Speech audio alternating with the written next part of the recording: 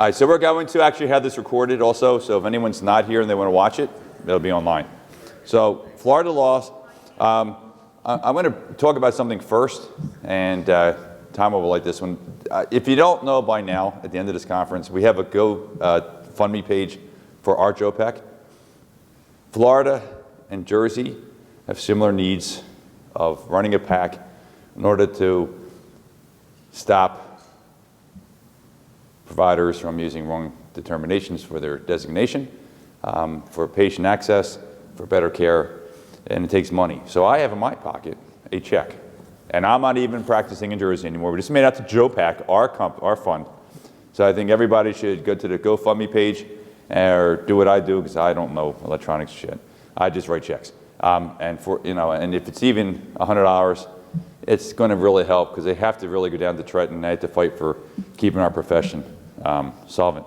So we were talking before, and I'll start all over again. There were 4 areas of concern that really affected the bills this year. I'm not going to talk about the abortion bill. I'm not going to talk about the, what everyone's calling, Don't Say Gay bill, because they really weren't relevant to the bills that FOMA and the Medical Society of Florida were trying to confront. They were, aside from that. They will affect our practices, but they weren't the bills we looked for. So there were 4 areas that we, in Florida, that they were after was preserving osteopathic medicine, medical liability, patient-centered access, and that was a lot with telehealth, and patient protection and scope of practice.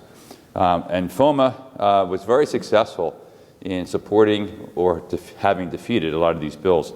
A lot of them did die in discussion, as they do in every place else. So there were 3,685 bills introduced in 2022. But this is a good week, because when I gave this lecture last year, sessions weren't over yet. So I had a lot of like, well, did it pass or not pass? Well, this year we have all the answers except for a few. So anyone want to guess what % of bills were actually voted on and passed or rejected this year? 7%. Okay, so it's a very small quantity. So in this year, what was passed by the legislature that affected the medical community in COVID-19, this is more of a carryover. So in 2021, they said, if you're treating someone with COVID-19, you have immunity.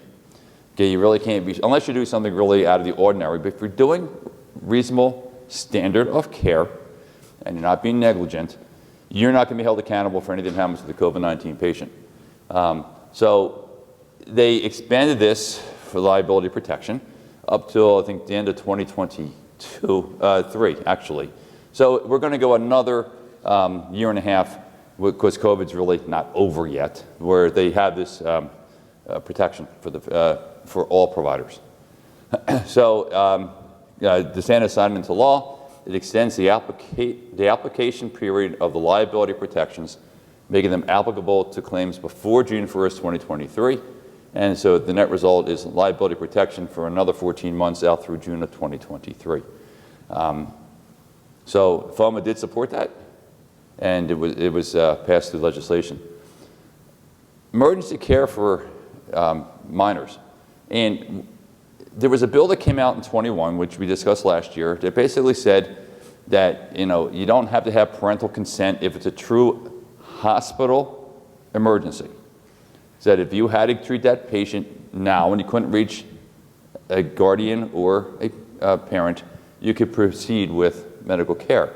So FOMA said, why can't we do this in the office? If I get someone who comes in, somebody brought him in off the street, so to speak, I can't reach the parents, I can't reach a guardian, can I treat? And that's what it's about. So it removed the requirement that emergency medical care or treatment for minors without parental consent be administered in hospital or college health services. Okay, so now it can be in the office as well. It broadened the exception to the general rule that medical treatment cannot be rendered without a patient's consent. So the restrictions on location were taken out. You still have to treat under the law. So it's really for emergency care. And you have to document that you tried, you couldn't reach, it has to be done, yada, yada. So it has to be a genuine emergency, as we just said. And the bill does not disturb the longstanding principle that children do not have the legal capacity to consent for treatment. So a 17-year-old patient, cannot consent for treatment, unless they're emancipated, of course. So everything has to follow the law. So telehealth. So people ask about telehealth, and what they basically did is they allowed telehealth to do prescribing of controlled substances. We talked about before about physical examinations and histories, and so how can you do that? But the key word, and I highlighted, was renewal. So you can do a 3, 4, and 5, not a Schedule II, through telehealth, but only if it's a renewal medication. And that came out because of the necessity to treat people that are on chronic medications that can't get to the office, and if you don't write for the scripts, and then there's problems. So if you want to find out normal history like side effects, reactions, if they're on opioids, are they constipated, are they having respiratory depression? Okay, so there are appropriate questions to ask, and now you have the ability to renew that medication. So it did not pass in 2021, but FOMA got involved, and it was there. And telephone-only provision is removed, but telehealth can be Zoom or other conferences as well. Pharmacy benefits managers, basically in a nutshell saying, before this bill was passed and was supported by FOMA, if a pharmacy manager, I mean the healthcare manager for the pharmacy, okay, if they deny step care medications, this bill was to address that. So in the current form, before this was passed, it provides an enforcement mechanism for violation of established pharmacy benefits managers' order protections for licensed pharmacies. So under the current law, before this was passed, the Board of Pharmacy could not enforce violations. So a manager cuts you off a medication, the pharmacy board can't do anything, can't even smack your hand. So they said, that's crazy. So what did they do? They went to the Office of Insurance Regulation. Now they're saying, I can prosecute. So they're making it more transparent. So they took all these regulations, put them in the course of the Office of Insurance Regulation, and now they can respond. Financial penalties, they have to register, and things of that nature. So it's just making it more transparent for the managers who are telling you what drugs you can and cannot give, et cetera, et cetera. Okay, so step therapy. This is an interesting bill that was passed and also supported by FOMA. It grants protocol exemptions for step therapy for drugs, procedures, and courses of treatment. If an insurer or HMO denies a protocol exemption request, they have to give a written explanation, including the clinical rationale supporting the denial, transparency. And that's what was key in a lot of these bills. So if you want a change from a step therapy medication and you have reason and it's medically supported and they deny it, they can't just say no. They now have to give you written information and alternatives and explanations of why that was denied. So it's putting the onus on them to justify your denial. So FOMA felt that this was a way to ensure a patient have the opportunity for best medical care, et cetera, and this definitely makes it that way. And this bill requires the insurer to provide a clinical rationale for denial to bypass step therapy, basing such decisions on clinical data rather than bureaucratic, non-patient focused barriers, and we all know that means money. So just because a drug's expensive doesn't mean you can just flatly deny it if it has its advantages and benefits. So, and again, they have to be transparent and show everybody what's going on. In relation to that, treatment of drugs for schizophrenia, this, again, for step therapy, this is now allowing you to walk off the step therapy and get medications approved. It applies to more than just a Medicaid program.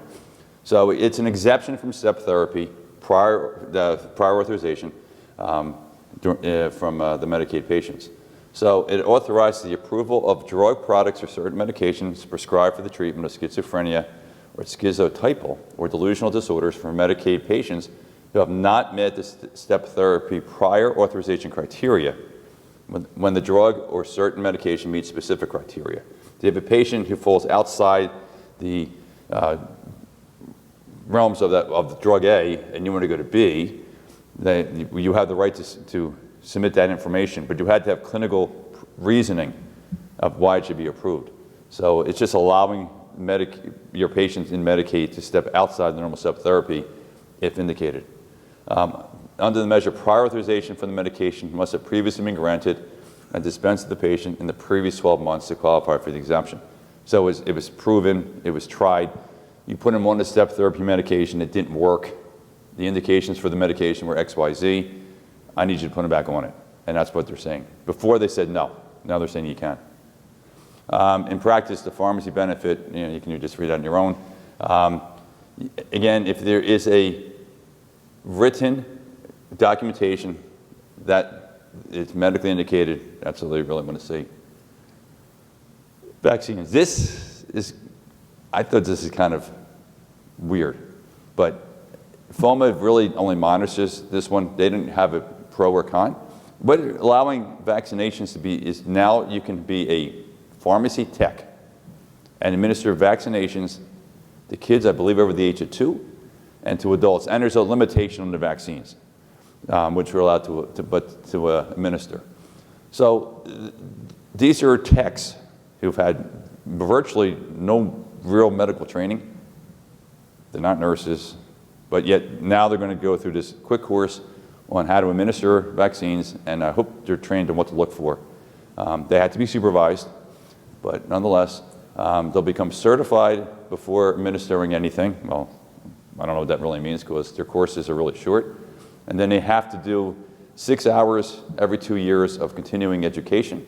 The certification, they did get approved, has to be approved by the Florida Board of Medicine and the Florida Board of Osteopathic Medicine. So the course just can't be put together by a couple of people that work at CVS or Walgreens and say, we're done.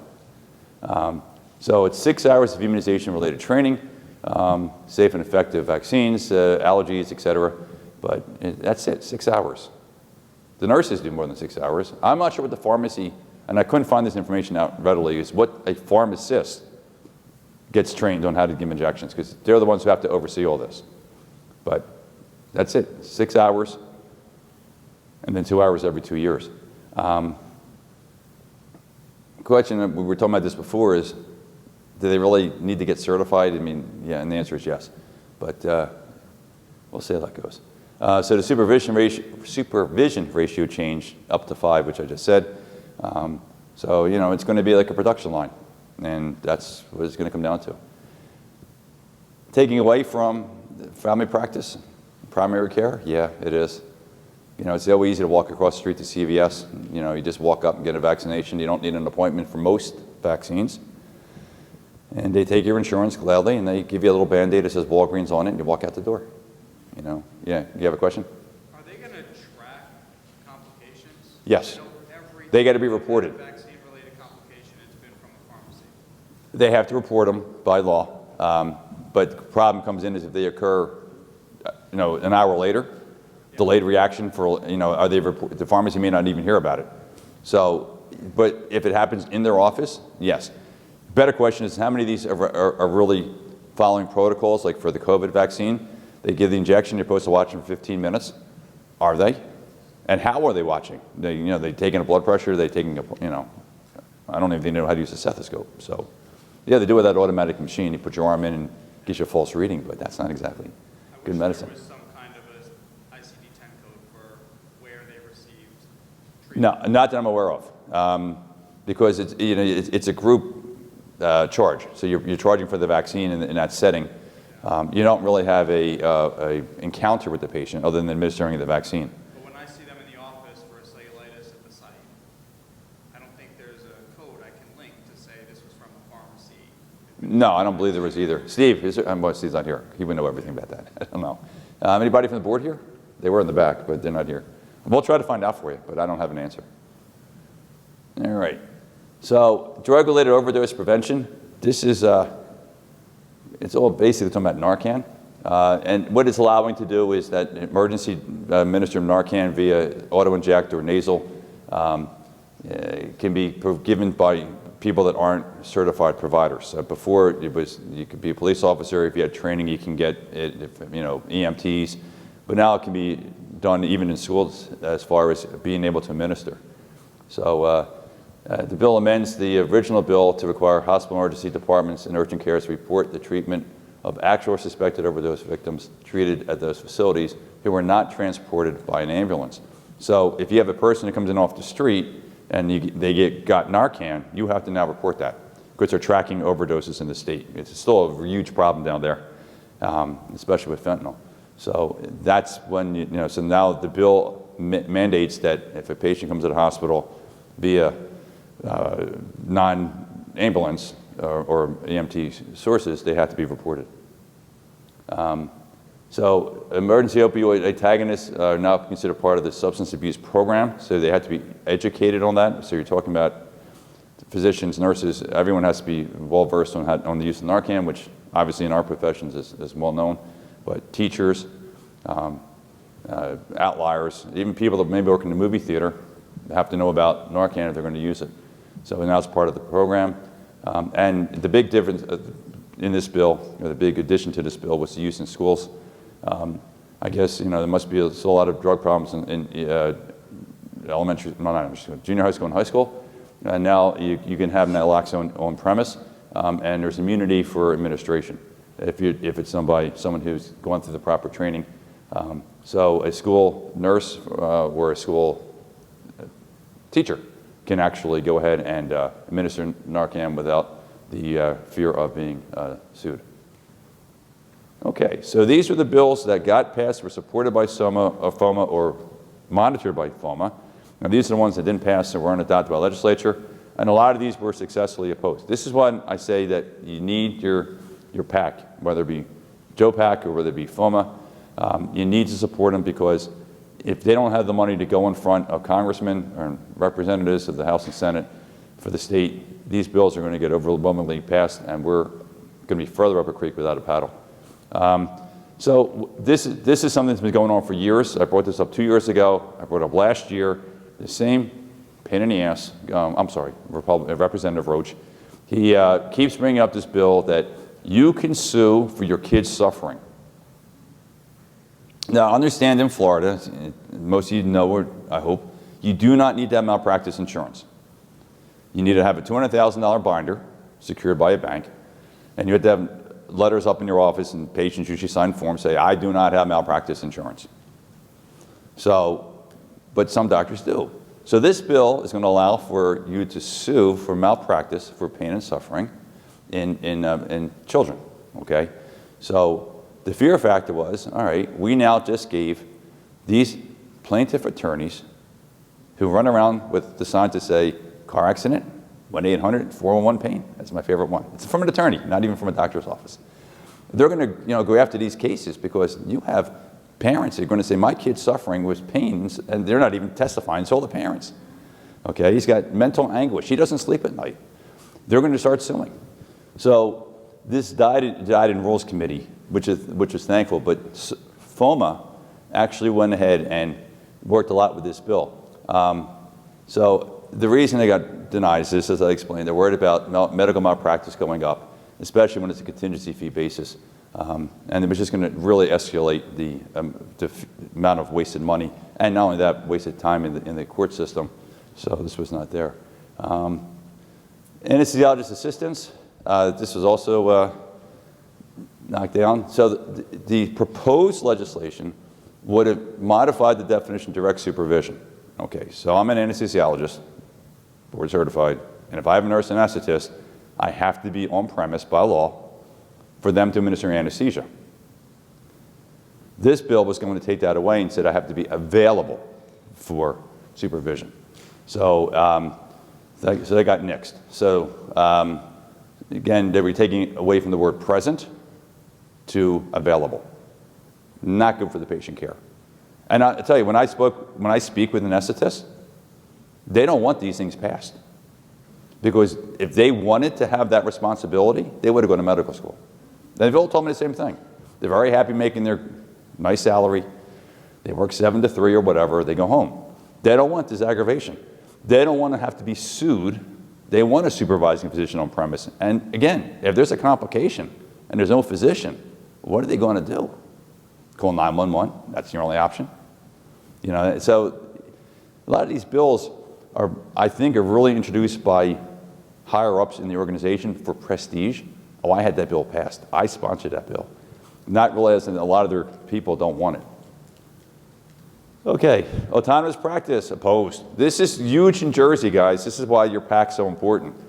FOMA has fought this for 3 straight years, and I'm happy to report it hasn't passed. But there's another interesting one in here, too. The midwives, okay, it would have required nurse midwives providing out-of-hospital birth service to have a written plan for the proper delivery emergency care. Okay, so there's no doctor on premise. These are like people that go to houses and they deliver kids, and then they have a problem. What are you going to do? So it was deleting the requirement that nurse midwives have a written patient transfer agreement with the hospital and a written referral agreement with the licensed physician. Did not pass. So this bill did not pass. So midwives have to work with physicians still for a course of action should there be an emergency like a C-section, you know, a nuchal cord, whatever the case may be. Next one. Okay. So this is successfully opposed to. The nurse anesthetist wanted to change her name also to a nurse anesthesiologist. That got denied. So again, here's the key word: collaboration. Okay, there's our key word: collaboration, rather than supervision. So again, you're taking away, now a physician doesn't have to be in office or in practice or in the hospital.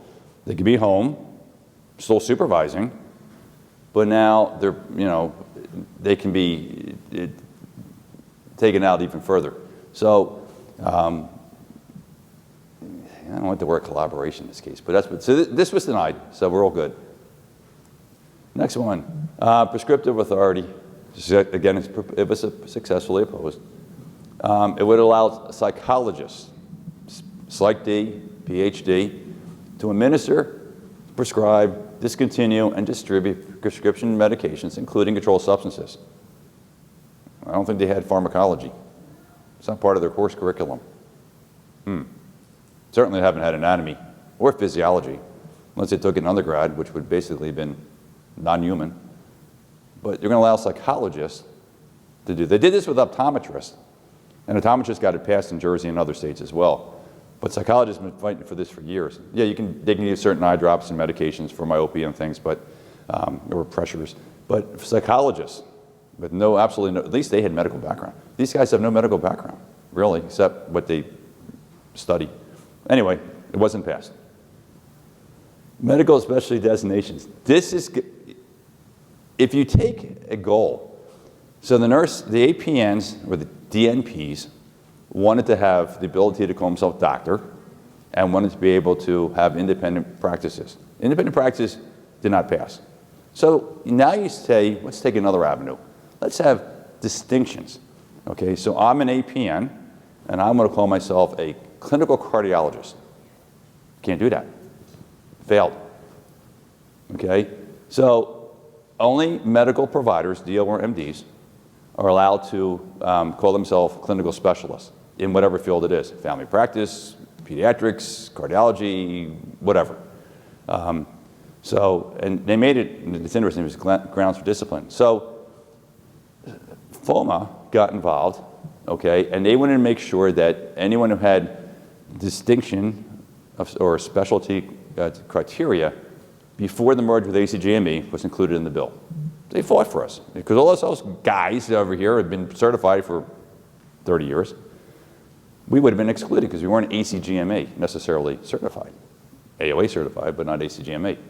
They said, no, we're going to get them into the bill, and they did. Fast, easy.